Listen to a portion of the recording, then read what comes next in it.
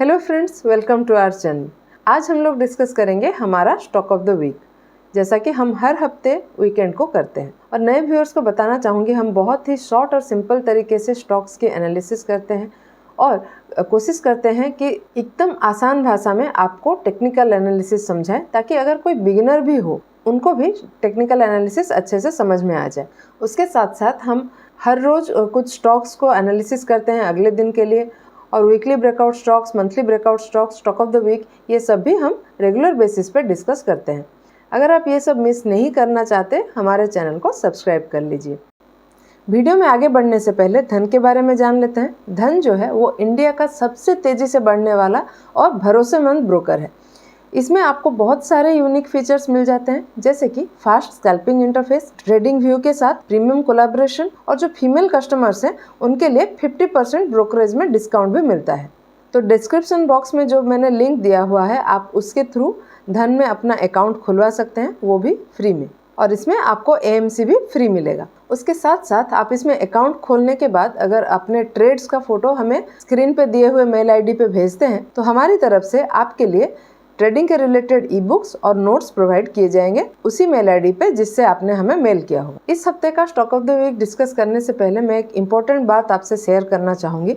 हमने 3 हफ्ते पहले एक स्टॉक के बारे में डिस्कस किया था इसी स्टॉक ऑफ द वीक में, हेरिटेज फूड्स, जिसमें हमें एक सर ने कमेंट किया था। चलिए वो कमेंट देख लेते हैं। और ये हम डिस्कस कर रहे हैं क्योंकि इसमें एक छोटा सा लर्निंग भी है। ये सर हमें लिख रहे हैं कि TDP बोल के एक पॉलिटिकल पार्टी है साउथ में, अगर वो पार्टी लूज़ करती है इलेक्शन में तो ये स्टॉक क्रैश हो जाएगा और कोई भी टेक्निकल एनालिसिस 4 जून 2024 में काम नहीं करेगा। और बात उनका भी सही है। ये एक तरीके से सोचना कि इलेक्शन के रिजल्ट के दिन स्टॉक क्रैश हो सकता है अगर वो हारते हैं, इसलिए हमने उन्हें ये भी बोला था कि अगर वो सही नहीं समझ रहे हैं ये स्टॉक में अभी एंट्री करने के लिए, तो वो 5 जून में स्टॉक में एंट्री कर सकते हैं।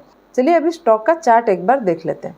ये स्टॉक को, जैसा कि मैंने बोला, हमने 3 हफ्ते पहले स्टॉक ऑफ द वीक में डिस्कस किया था 10 मई को, जब ये हैमर कैंडल यहाँ पे बना था।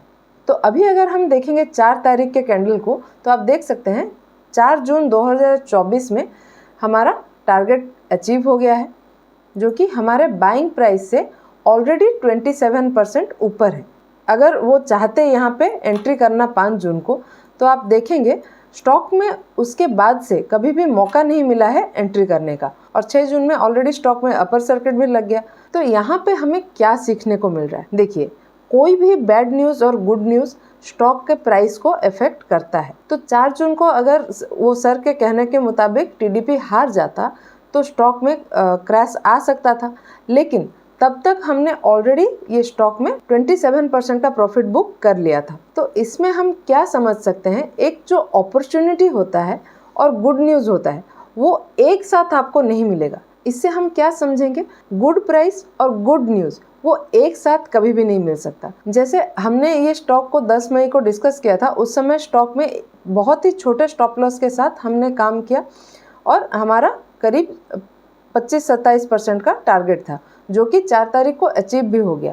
लेकिन हम अगर गुड न्यूज़ के लिए वेट करते, तब तक स्टॉक ऑलरेडी काफ़ी ऊपर चला गया था और हमें एंट्री का भी मौका नहीं मिलता। इसलिए हमें ये सीख को ध्यान में रखना है कि अच्छा अपॉर्चुनिटी और अच्छा न्यूज़ वो कभी भी आपको मार्केट में एक साथ नहीं मिलेगा। अभी एक और कमेंट देखेंगे, उसमें भी एक छोटा सा सीख है। लास्ट वीक हमने स्टॉक ऑफ द वीक में डिस्कस किया था KNR कंस्ट्रक्शन, और उसमें ये सर ने हमें कमेंट में लिखा है कि हम कुछ शायद पैसा लेके प्रमोशन ऐड के लिए ये स्टॉक को डिस्कस कर रहे हैं और इसका टेक्निकल एनालिसिस सही नहीं है।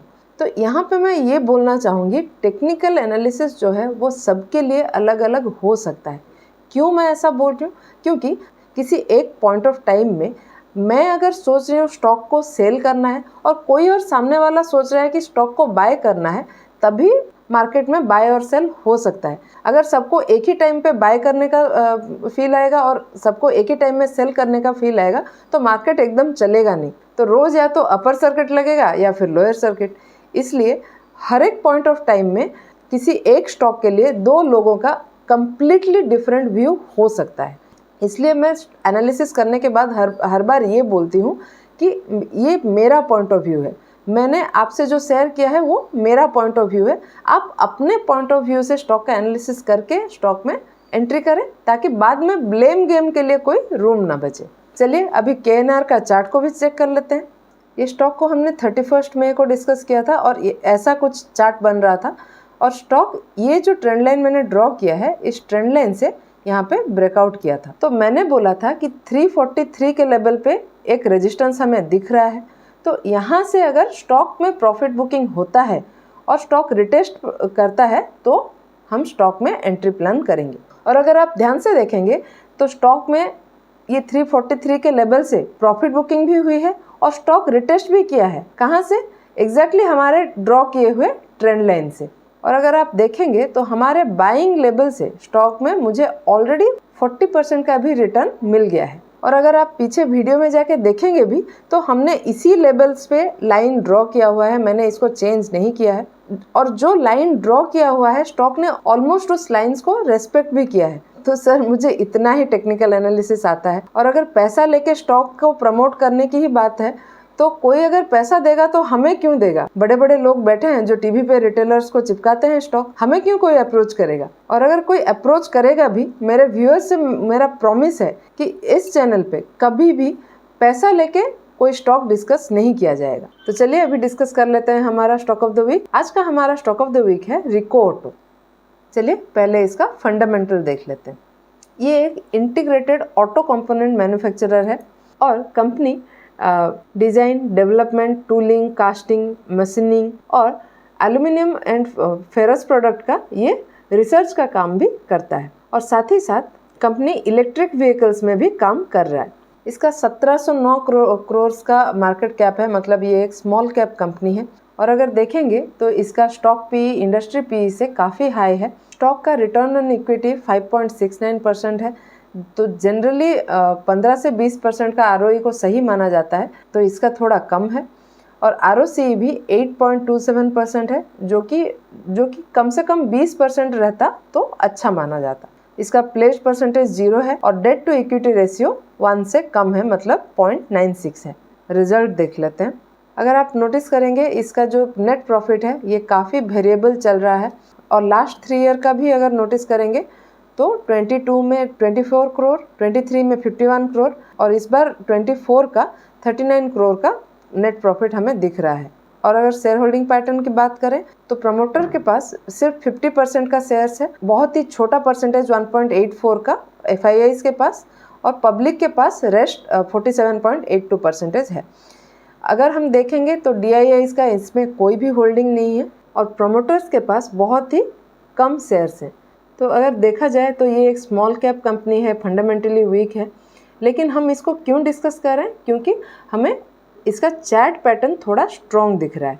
चलिए स्टॉक का टेक्निकल एनालिसिस कर लेते हैं। अभी हम स्टॉक के मंथली टाइम फ्रेम में हैं और आप देख सकते हैं स्टॉक 2005 से, सितंबर 2005 से इस लेवल को रेजिस्टेंस ले रहा था। ये जो 111 का लेवल है इसको रेजिस्टेंस ले रहा था और उसके बाद से ही स्टॉक इसी जोन में कंसोलिडेट कर रहा था। और अगर हम देखेंगे यहाँ पे स्टॉक ने कोशिश किया है एक बार 2017 में ये लेवल को ब्रेकआउट करने का, लेकिन वो नहीं हो पाया। फिर से स्टॉक इसी लेवल पे कंसोलिडेट कर रहा था और फाइनली 19 साल के कंसोलिडेशन को ब्रेकआउट करके स्टॉक मार्च 2024 में यहाँ पे एक बहुत ही बढ़िया ब्रेकआउट दिया है। और अगर हम ध्यान से देखेंगे ये एक बहुत ही स्ट्रॉन्ग कैंडल बना है और यहाँ पे हम नोटिस कर सकते हैं काफ़ी अच्छा वॉल्यूम भी आया है स्टॉक में और स्टॉक में थोड़ी प्रॉफिट बुकिंग भी आई है। और हमने जो जोन ड्रॉ किया था 111 के लेवल पे, इस लेवल के पास स्टॉक ने रिटेस्ट करके फिर से अपना अपमूव किया है। और हम देख सकते हैं ब्रेकआउट के समय वॉल्यूम बहुत ही अच्छा था, उसके बाद थोड़ी प्रॉफिट बुकिंग हुई है और सेल का वॉल्यूम हमें कम दिख रहा है। RSI को अगर हम नोटिस करेंगे, RSI ब्रेकआउट के समय ऑलमोस्ट 75 के आसपास पहुंच गया था और उसके बाद जो प्रॉफिट बुकिंग हुई है उस समय 60 के आसपास सपोर्ट लेके अभी ऊपर चल रहा है। चलिए अभी स्टॉक को एक बार डेली टाइम फ्रेम में देख लेते हैं। यहाँ पे हम देखेंगे स्टॉक में 111 के लेवल से ब्रेकआउट के बाद स्टॉक इसी जोन में अभी कंसोलिडेट कर रहा है। और अगर मैं यहाँ पे एक ट्रेंड लाइन ड्रॉ करूँ तो आप देखेंगे स्टॉक अभी ये ट्रेंड लाइन को रेजिस्टेंस की तरह ले रहा है। तो अभी अगर स्टॉक ये 128 के लेवल को ब्रेक करता है और उसके ऊपर सस्टेन करता है तो मैं स्टॉक में अपना एंट्री प्लान करूँगी। और ऐसा नहीं कि स्टॉक यहाँ से ब्रेकआउट कर लेगा तो एंट्री करेंगे। यहाँ पे स्टॉक को सस्टेन करना जरूरी है, क्योंकि यहाँ अगर थोड़ा सा देखेंगे 24 मई को भी स्टॉक में ये ट्रेंड लाइन से ब्रेकआउट हुआ था, लेकिन स्टॉक यहाँ पे सस्टेन नहीं कर पाया और क्लोजिंग काफ़ी नीचे हुआ। ये एक रेड कैंडल बना है हमारा। इसलिए स्टॉक अगर ये ट्रेंड लाइन को ब्रेकआउट करके सस्टेन करता है तभी स्टॉक में एंट्री प्लान करेंगे। यहाँ पे अगर मैं 200 डे EMA प्लॉट करूँ तो आप देखेंगे स्टॉक ने 200 डे EMA को सपोर्ट लेके ही अपना अपमूव चालू किया है और 200 डे EMA को तोड़ा नहीं है। इसलिए मैं अपना स्टॉप लॉस को इसी के नीचे, मतलब 105 के थोड़ा नीचे मैं प्लान करूँगी अपना स्टॉप लॉस। और यहाँ पे मेरा इमीडिएट टारगेट 156 के लेवल पे रहेगा। और क्योंकि हम ये स्टॉक को हमारे स्टॉक ऑफ द वीक में डिस्कस कर रहे हैं, हम लॉन्गर टारगेट्स के बारे में भी बात करेंगे। चलिए उसके लिए हम मंथली टाइम फ्रेम में चलेंगे। यहाँ पे अगर हम देखेंगे तो हमारे लिए यहाँ पे 2 कप जैसा पैटर्न बना है। तो हमारा इमीडिएट टारगेट तो 156 के लेवल पे हो गया। अगले टारगेट के लिए हम ये छोटे कप का डेप्थ को कंसिडर करेंगे। चलिए यहाँ पे एक प्राइस रेंज ड्रॉ कर लेते हैं और इसको हम पुट करेंगे रेजिस्टेंस के ऊपर। तो यहाँ पे हमें 211 के लेवल पे एक टारगेट मिल जाएगा, जो कि हमारे बाइंग लेवल से करीब 63% का है। और हमारे नेक्स्ट टारगेट के लिए हम ये बड़े कप के डेप्थ को कंसिडर करेंगे और इसके भी लोएस्ट पॉइंट से हम एक प्राइस रेंज ड्रॉ करेंगे रेजिस्टेंस तक और इसको हम रेजिस्टेंस के ऊपर पुट करेंगे। तो करीब 220 के लेवल पे हमें एक और टारगेट मिल जाएगा, जो कि हमारे बाइंग लेवल से अराउंड 70% का एक टारगेट हमें दे रहा है। यहाँ पे एक और चीज़ ध्यान देने वाली है, अगर मैं 20 EMA प्लॉट करूँ यहाँ पे तो आप देखेंगे स्टॉक अगस्त 2022 के बाद से कभी भी 20 EMA को ब्रेक नहीं किया है। इसलिए यहाँ पे भी हम एक स्टॉप लॉस प्लान कर सकते हैं 95 के लेवल के नीचे, मतलब स्टॉक यहाँ तक भी नीचे आ सकता है। तो आप अपने रिस्क एपेटाइट के हिसाब से अपने स्टॉप लॉस को प्लान कर सकते हैं। हम यहाँ पे कोई भी स्टॉक डिस्कस करते हैं, आप उसको प्रॉपरली स्टडी करें, अपना एनालिसिस कर लें, उसके बाद ही स्टॉक में अपनी एंट्री प्लान करें या फिर अपने फाइनेंशियल एडवाइज़र की सलाह ले लें। आपको हमारा आज का एनालिसिस कैसा लगा हमें कमेंट में लिख के ज़रूर बताइएगा। और अगर पसंद आया हो तो वीडियो को लाइक और चैनल को सब्सक्राइब करना बिल्कुल मत भूलिएगा। ऐसे ही और टेक्निकल एनालिसिस के साथ मिलते हैं अगले वीडियो में। Thank you.